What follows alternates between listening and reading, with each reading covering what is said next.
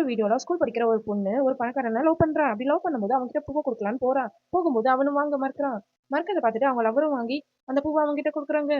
அப்படி போனதும் நீ ஏன் இந்த பூ என்கிட்ட வாங்கி கொடுத்தேன்னு அப்படின்னு கேட்கறான். அதுக்கு அவளும் நீ இவளை யூஸ் பண்ணிக்கோ, நீ என்ன மேரேஜ் பண்ணிக்கோ அப்படின்னு சொல்றான். அதனால அவளும் அவனுடைய வீட்டுக்கு போறா. அப்படி போகும்போது அந்த பொண்ணு கிட்ட அவன் தப்பா நடக்க முயற்சி பண்றான். அப்படி பண்ணும்போது நீ ஏன் என்கிட்ட இப்படி எல்லாம் நடந்துக்கிறேன்னு அவளும் கேட்கும்போது நீ என்ன லவ் பண்றல, அப்ப இப்படி எல்லாம் பண்ணணும் அப்படின்னு சொல்லிட்டு அவனும் சொல்றான். அதுக்கு அவளும் மறுக்கிறா. நீ இப்ப இருந்தாதான் நான் அவனை லவ் பண்ணுவேன்னு சொல்லிட்டு அவளை ஆசை தீர எல்லாமே பண்ணி முடிச்சிடறான்.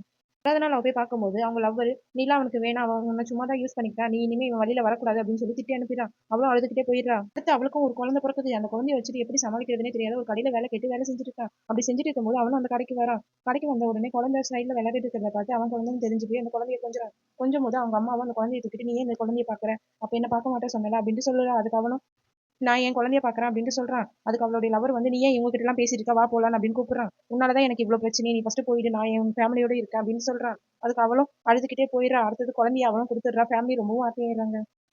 இந்த வீடியோ பிடிச்சிருந்தா லைக் பண்ணிட்டு ஷேர் பண்ணிட்டு சப்ஸ்கிரைப்